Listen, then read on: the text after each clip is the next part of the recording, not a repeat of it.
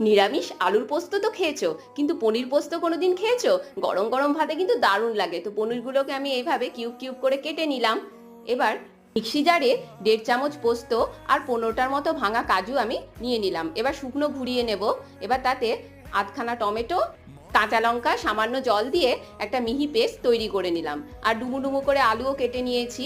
এবার কড়াই দিয়ে দিলাম তেল আর কালো জিরে ফোড়ন। এবার আলুটা আমি দিয়ে দিলাম অল্প লবণ দিয়ে ভালো করে ভেজে একটু ঢাকা দিয়ে গ্যাসটা সিমারে রেখে দিয়েছিলাম।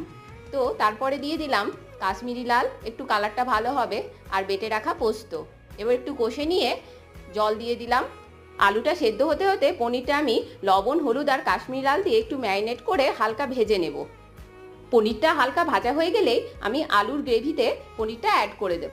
ওপর থেকে কাঁচা সর্ষের তেল ছড়িয়ে দিলেই হয়ে গেল আলু পনির পোস্ত। আর তোমরা আমার চ্যানেলকে সাবস্ক্রাইব করতে ভুলে যেও না।